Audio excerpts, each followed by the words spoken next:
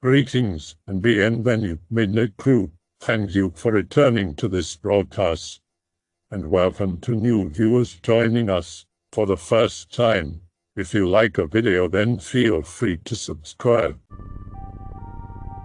Some viewers may find the following video disturbing. Viewer discretion is advised. Hello/X/. I've been an on and off avid lurker poster for the past 3 or so years, and I've posted anonymously several times commenting on my profession. I am a licensed funeral director and mortician with an associate's in what is called funeral science. I had to intern for a year before I could take the test to get my license, and now I am living my dream job. I'm directing at a beautiful old country parlor, the second location of a family business that let me in their tight-knit circle.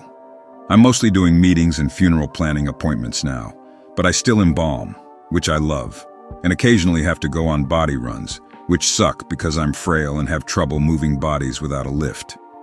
I have a multitude of experiences to share. I've heard dead bodies scream, foam black fluid, and even roll off gurneys by themselves. I once had to drive one of my hearses into town for repairs. Casual hearse driving, like to the store or a drive-through, is considered bad publicity, especially if you have your company name plastered on the side. And one of my co-workers, a crazy mortician with hair like Freaky Fred, secretly stuck a baby on board sticker on the back before I left. I drove through town and back without noticing. He's also put many pro-war and pro-abortion stickers on the body van. He's nuts. Anyway, if you're interested, ask me anything. Sorry if responses are slow. What's the creepiest removal that you ever had to do? Also, where are you located? Obviously just country and state, if you don't mind. Middle Tennessee. Also, there was one extremely obese woman, severely jaundiced, that the family waited for at least a day to call. Her skin was pretty much melded into the bed, and we had to use some spatula-like tools to scoop her up. The stench underneath was disgusting, and there was a huge lime stain on the bed in her shape. That was back when I was an intern. 2 of us went for the pickup. We had to call for backup. I nearly threw up. Wait, I take that back. That was the grossest. The creepiest was when the body of a skinny old man started to slide off to one side of the gurney, and when I went to adjust him, his hand kind of stuck to my wrist for a split second, and it seemed like he tried to grab me, like a "hey, don't let me fall" reaction. I shivered pretty bad. Has anything really unexplainable happened? I mean, something with no biological explanation. And elaborate on this Fred guy if you don't mind. What's the weirdest thing that he's done? Everyone I know in the business has their own stories about hearing bodies whisper words or seeing them try to sit and stand up. But that can be rationalized through muscles expanding, contracting, and air pressure. Mine is that I thought I saw a body sit up and look out the tiny window of our cremation oven. I hate cremation, and that time I did throw up. Fred, as we'll call him, jokes constantly. I think it's a defense mechanism. I've seen him laugh during funerals and wakes more than at the bar. One time he made a joke after a wake and laughed so hard he tripped right over a headstone and fell flat on his face. Fred's weird. He's my bro, though. Keep those stories coming. Ever been to a haunted location? That's if you believe in that stuff. Oh, I definitely believe in the unexplainable. And I'm not so sure about places being haunted, but I've used a Ouija board too many times to not believe. I've never had any of the people that I've worked on talk to me or anything. But we have gone into rooms and picked up bodies that will just jump and scream, and the relatives freak out thinking they're alive, and we have to just explain what a death rattle is. Death rattles are horrifying. They just sigh all the time. Creepy shit. And we always glue the eyelids first. There have been one too many instances of eyes seeming to follow us around the room, or lock with ours. So do you think the soul stays in the body until put to rest, or just some stay longer? Is there any correlation between the more active, for lack of better word, and untimely or tragic deaths? I believe the body and soul are separate entities, but I think the body can confuse itself in death. Similar to all those stories you hear about souls who haunt the world because of their untimely or unfair deaths, I think the bodies that make the weird noises and motions are just not comfortable with the whole dead thing yet. I'm not entirely sure. These are just my opinions. I don't know what causes some of these ghosts to stick around longer than others. I'm just certain that they do. Do you ever pick up from hospitals? And if so, are they typically in better shape than, say, from a home? Like, do they start any of the preparation, I guess, there? I did an internship with hospital police once, and they always sent me down to unlock the morgue. It was kind of spooky being alone down there if no one was waiting for pickup. I did notice that there was a room with a formaldehyde warning right next to it, though, and the room was refrigerated, so I wasn't sure how much they might do there. They usually prep the autopsies a little for us. But for the patients who just die there, it depends on what funeral service the family wants. If they want us, the hospital contacts us for pickup, and we bring our van around back to the loading dock. The hospital staff hates us because they ain't us. JK, they hate us because our job scares them. And they never offer to help. Not with the fat ones, not with the skinny ones. They basically just give us a room number. We roll our own gurney in, handle everything, and leave without hardly talking. We just sign forms and match up body tags. Hospital folk are usually emotionally and physically overrun anyway, so you couldn't blame them for not lending a hand, I guess. This is all pretty metal. Serious kudos, OP. I had the misfortune to stumble across, I literally tripped over her. A hypothermia victim went out hiking in Lapland a few years ago. Shit gave me nightmares for months. Do you or anyone else where you work listen to heavy metal? I have a feeling you wouldn't, but it'd be interesting to know. I'm sorry to hear that.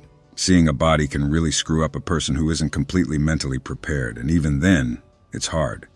We have to offer all sorts of therapy programs to family members of tragic or unexpected deaths. And I'm not sure we generally play upbeat or weird music in the van and have headphones while we work. I do occasionally, but I wouldn't consider myself a metalhead or anything. How much do you make? Do you get paid by the body? No, we each have our own salary based on our responsibilities. Like whether you have to handle death calls or not. There's just too much inconsistency between bodies per week to make that work. I make about $68,000 a year. Yours was a 2-year program, correct? I know someone going through the same funeral sciences program and also a bit fucked in the head, and seems to enjoy it.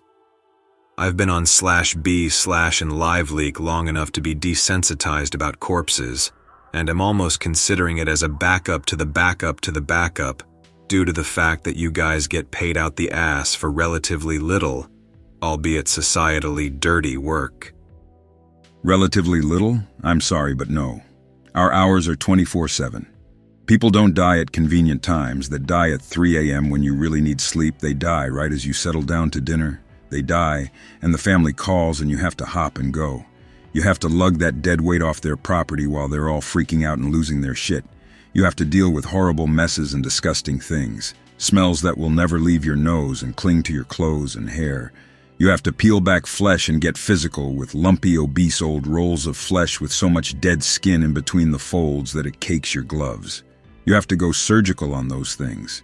You have to make those disgusting, stiff lumps malleable and pray to God the chemicals slow the rotting. You have to make those things actually look decent, look alive and not smell so bad. You have to tuck their limbs into old clothes and paint their faces with perfect personality, lest you face the wrath of the grieving family who does not want to cooperate, does not want anything to do with you or your business, doesn't want to return your calls or make any decisions, just wants to rage and cry over the inevitable that they deem unfair, and throw themselves on my desk screaming, "Why me?" Like it wasn't going to happen ever. Nothing about this job is easy. Nothing. All right, OP, stir the pot. Tell us about a few of the more interesting body runs. Describe some of the weirder things corpses do as they rot. Tell us the seediest thing the parlor you work for does. The ugliest or most attractive body you have handled, or just walk us through an embalming. We will always play on emotions to get you to buy the most expensive package. Wouldn't your little girl just look so much better in a pink satin-lined, white gold-trimmed casket rather than this affordable one you chose? Want to go through our partnered florist? For a small fee, we'll handle all the extras for you. You just need to focus on family and coping now. But we're not screwy or anything with the actual dead. We don't cut corners or mix ashes or anything. I've had body runs where people are just screaming and refusing to let us take the bodies that they called us to take. I've even left houses before and told them to call another parlor after putting up with so much shit. But we do get in bodies that have been autopsied, which are all sewed and jellied up, sometimes with neat little bullet holes or stab wounds. We go pick those up from the morgue. But the car wrecks, the messy self-terminations, the accidental deaths where the flesh just hangs off in strands. Those are fun. Those are challenging. When the family says, well, I guess a normal embalming is out of the question, and we're like, please, Fred and I got dissed, they're shocked that we have the ability to make that pile of flesh look like the pictures they show us. But molding clay is great, our airbrush painting is great. Fred takes pictures with some of the more impressive work. But sometimes, there really is nothing we can do. There was a diver who came to us straight from the bottom of a cliff, pancaked. Nothing we could do. I have a funny story about driving the bodies I'll post in a sec. Okay, so story. This one time I was driving a body on a special delivery, a 2-hour drive from East Tennessee so they could be buried in their hometown. It was some sad kid in a drug overdose. The family was heartbroken and wanted him back ASAP. So I drove down there with Fred, and we loaded the kid up in the body van. On the way back, we got engine trouble. So we pulled over and tried to fix it, then waited for someone who would jump it, but nobody stopped. So we called a local repair dude to come fix it. Now keep in mind, this is East Tennessee. We're talking the birthplace of all things redneck. And these hillbillies are superstitious. So this backwoods repairman finds us and pulls up, rolls down his window, and sees the name of our business on the side. He nods at the van and asks, "There bodies in there?" And I said there was one deceased person, yes. And he said, "Sorry, can't help you," and left after we protested. So then we called the next person listed, who came and had a look. While he was working, he looked up and seemed to notice our uniforms and the name on the van for the first time. He asked us the same thing, if there were bodies, and we both just said no, which was funny enough, if not for the fact that after he left, Fred looked at me all freaked out and swears to this day that he heard a voice from inside the van say no with us. Okay, well, a lot of people usually forget to provide underwear when bringing clothes for their bodies for some reason, so we keep a tub of them, men's and women's in all sizes. We use a lot of duct tape too, for saggy parts and the like. But one time, Fred and I were hanging out with my brother who was in town, and my brother noticed his reflection and said, "Damn, I need a haircut." And Fred looks over at him and doesn't miss a heartbeat. He says, "I could do it for you, but you'd have to be laying down." It was pretty funny. But we do makeup and stuff for our female friends sometimes when they want to be fixed up for parties. Kind of funny. But back to the dead people. Lots of old senile people freak out and try to climb up into the caskets of their spouses. The family usually pulls them off, but sometimes we have to. Someone always stands near the casket as a spotter in case, during one of these events, the casket should fall over. Oh, and those funerals with only the top half of the casket open. The dead person probably isn't wearing any pants, or socks, or shoes. How did you get the job, OP? I would like a job like that. It's difficult to explain, but I feel at peace whenever I'm close to dead people, or cemeteries and stuff like that. What's the environment like in school? I've been wanting to take mortuary science before I get too old. I'm only 21 right now, but I ain't getting any younger. All the psych people I meet think they know everything. All the engineers I meet believe they know everything. All the art people know they know nothing but still act better than you. What are the mortuary people like? They are a blend of artists, scientists, and businessmen. They almost all have a passion for death, but most are only there to take up the family trade. Basically, I studied at a vocational school, got an internship by looking for one, who doesn't like free workers, and then took my test and just applied to the business I interned at. The people are all relatively solemn, a sad and generally older lot. I was the youngest in my class at 19, and there are a ton of alcoholics. We got pamphlets and shit on it all the time. Funeral directors who drink are like 40% more likely to become alcohol dependent than anyone in any other field. The rates were higher than Army veterans. Shit's crazy. The stuff we do is haunting, no matter how used to it you are or how much you love it. Out of interest, do you conduct burials at sea? That's the way I want to go, assuming it's still legal. There's something about being buried that scares me, and cremation seems too impersonal, for lack of a better word. However, being laid to rest in the ocean seems a peaceful way to go. I personally can't stand cremations myself. It goes against my ideology of burials and robs me of a work of art and embalming. We don't do burials at sea because we're in Middle Tennessee, but we do a lot of cremations where the relatives say that they're going to spread the ashes at sea. Cremation's fucked up. It takes hours for bodies to burn all the way. The fat ones take less time and require a lower heat setting than the thin ones because all that fat just slips off and melts into soup. But the thin ones have sturdy frames that require more concentrated heat. Then all that gross, greasy smoke pollutes the air, and then we have to grind down the remaining bone bits and teeth into dust. Then we have to pick out the extras, like dental fillers, bone replacements, plates from fractures, that sort of thing. And the smell of a burning corpse is always off. Like meat burning, but not right. Too pungent, acrid, both chemical and organic.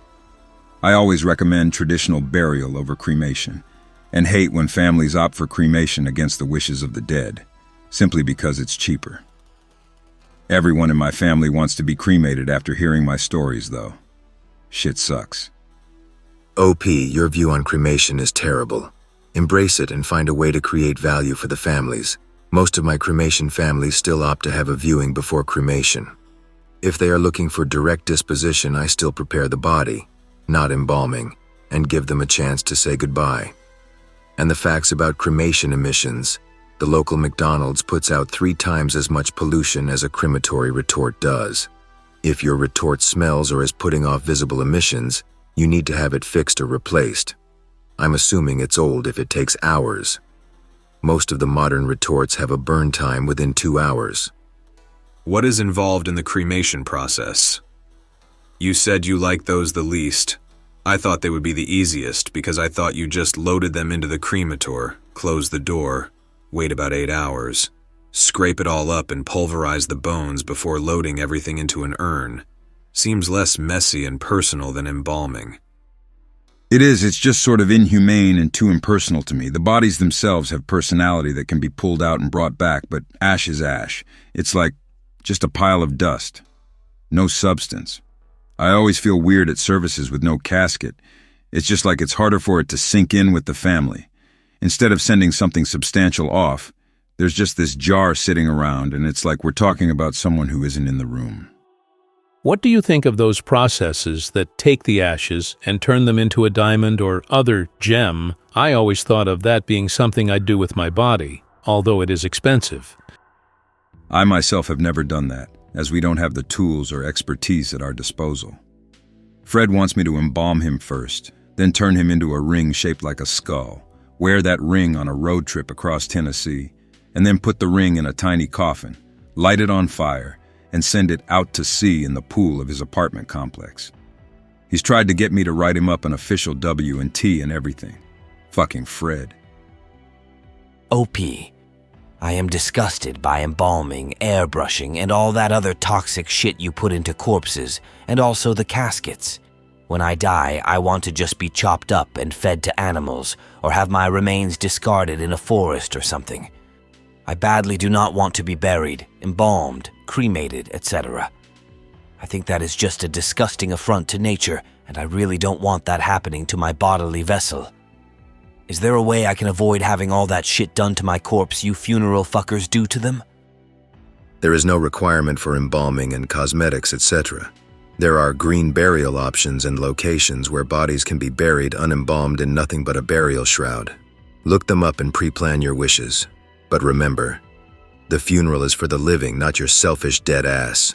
So whoever your next of kin is will have final say and do whatever they want to you. Deal with it.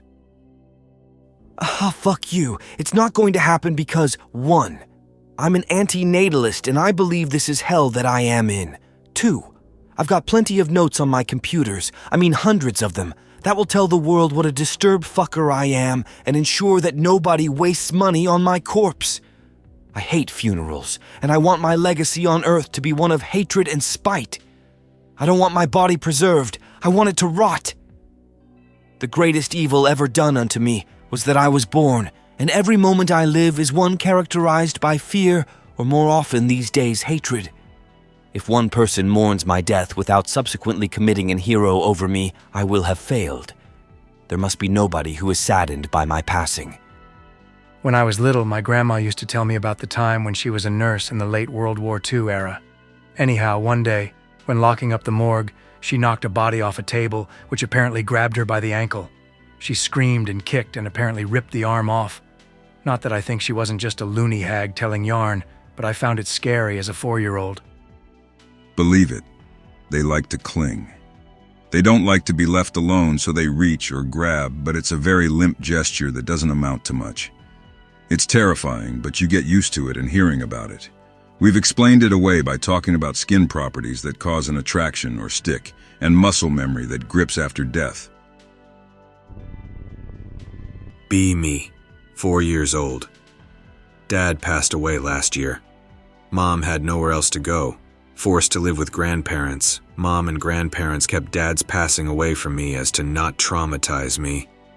They didn't even take me to his funeral, Miss Dad. One day, Mom takes me on a walk to a nearby park with Grandma, see Dad randomly sitting on a tree. Watching me point him out to Mom and Grandma, they play along as to not upset me. We go back home and never speak of it again. Fast forward 1 year later. Grandma passes away. Mom struck with even more grief. Ask Mom where Grandma went. Mom tells me that Grandma went to visit Dad. Not buying it. GIF. Fast forward some time later. Mom sleeps on the same couch bed as I, in the downstairs living room. I can't sleep without my mom. Mom has to go to work early. Mom asks Grandpa to sleep in the same bed as I, without my knowledge. Wake up randomly. Super dark outside, probably still very early in the morning. Grandpa's asleep in Mom's spot. Mom's nowhere to be seen. Scared.mp3. Flip onto my stomach to look at the staircase. See 3 dark figures walk downstairs. They stop, almost as if they were frozen in time. Petrified. .mp3. Close eyes out of fear. Tearing up. Fast forward a couple of minutes later. Look at the staircase again. Nothing. Remain awake for a while. Go back to sleep. Never mention what I've seen that morning to anyone. Fast forward 15 years later. A lot's happened. Sleeping by myself now. Sometimes still have night terrors, but other than that, nothing too serious. Grandpa passed away in November of last year. Remember what happened that one very early morning. Decide to share my crappy story on /x/ presentday_present_time.gif. My mom died randomly in her sleep a few weeks ago. No sign of it coming. Lots of pain. Something really weird happened the other day. I work at an outpatient clinic for old people doing IT stuff. I had just gotten back from being out for 2 weeks doing funeral shit. I covered the front desk because my coworker was late and I knew the system. An old black lady came up to me on her way out. She told me she has to tell me something really important, but she can't figure it out. She said lots of emotions were hitting her all day, but as soon as she saw me, she knew she had to say something. She asked if I lost someone important recently, like a parent or sibling. I told her yes, I did. She asked if it was my mom. I skeptically answered yes. I looked her up in the system. It was her first appointment. She began to tell me that she feels a spiritual force above her. She paused briefly and her eyes looked at the wall. She told me my birthday right off the bat. What the fuck? A knot formed in my stomach. She went on telling me that she's not crazy or a psychic, just that she is a Catholic. She told me to take care of my dad and that my mom is patting my back. This was something my mom would do when I would have asthma attacks as a kid to calm me down. She said that my mom is telling her about my brother who is here but not here. My brother came home for the funeral, but otherwise lives in Germany. It made sense. She also told me that my little brother is taking it pretty hard and that he needs to let loose. She kept hitting me with messages that were way too specific. I literally couldn't speak. She also told me there were a few causes of death, not just one. Finally, she ended with her telling me that my mom is at peace. She said something like, You take care now, sweetheart. She immediately left. I was in shock for the rest of the day. Seriously /x/ what the fuck? I never believed in any of this shit, but this lady was old. There's no way she would have been able to socially engineer my ass. I didn't tell anyone at the office about my time off but my boss. No newspaper shit or social media announcements. Absolutely zero connection with this lady, and she just comes at me with all of this. There's just something deep down in me that I know she was telling the truth. There were a few more things she said that were typical things my mom would say do. Way too accurate to chalk this up as fake. Anyone have any insight on this or know what I should do? Meditate? Look out for a certain dream? Let it go and know your mother is at peace.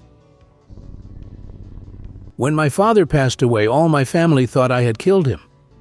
They all got together during the funeral and started trying to frighten me and get me to off myself. Everywhere I went, people would know who I was, and every job I got, people there would do the same thing. I eventually started getting violent and target my mother. I eventually assaulted her and got sent to jail. I pleaded insanity and got out after 4 months back home. My mother is a pathological liar, and she loves attention. Now I have a job in mental health helping others through mental illness. The staff there are very nice and helpful, but they did some things to show I was innocent of murder to the wider community, but will never admit to it. It was a David versus Goliath story, and at no time did I think I was special or chosen, etc.